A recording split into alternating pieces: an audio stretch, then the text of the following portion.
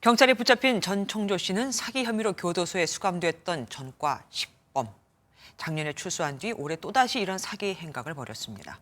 불과 27살인데 말입니다. 어떻게 이게 가능했을까요? 상습적으로 사기를 쳐도 처벌이 고작 징역 1년에서 2년에 불과하다 보니 자꾸 재범자가 느는 겁니다. 그래서 신상 공개 등 강력한 처벌을 해야 한다는 지적이 나오고 있습니다. 이규현 기자가 보도합니다. 확인된 전청조 씨의 전과는 사기 등 10번이 넘는 것으로 알려졌습니다. 특히 전 씨는 피해자 10명에게 약 3억 원을 가로챈 혐의로 지난 2020년 12월 징역 2년 3개월을 선고받았습니다.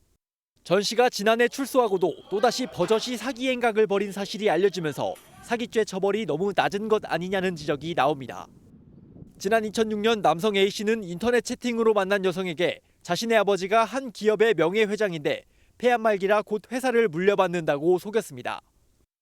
이후 수차례 여성에게 연락해 소매치기를 당해 차비가 없다. 중고차를 사주면 아버지가 곧 갚아준다며 6천만 원을 넘게 뜯어냈지만 처벌은 고작 징역 8개월에 불과했습니다. 지인들에게 100억 원이 넘는 돈을 가로챈 한 유명 유튜버 B씨도 지난 8월 징역 2년 6개월을 선고받았습니다. 이처럼 솜방망이 처벌이 이어지다 보니 범죄자들 사이에서 사기를 치고 잠깐만 복역하면 된다는 인식이 퍼진다는 겁니다. 실제 사기 전과자 중 절반가량이 과거 이미 한 차례 이상 사기 범죄를 저지른 재범자였습니다. 실무에서 봤을 때는 좀 짧은 가문이 있습니다. 강한 형을 앞에서 받았다 하더라도 뒤에서 가석방이라는 형태로 내보내고 있는 게 또 현실이라서.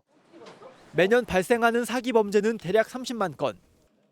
신상 공개 등 보다 강력한 처벌이 이루어져야 한다는 지적이 나옵니다. MBN 뉴스 이규현입니다. 안녕하세요. 김주하입니다.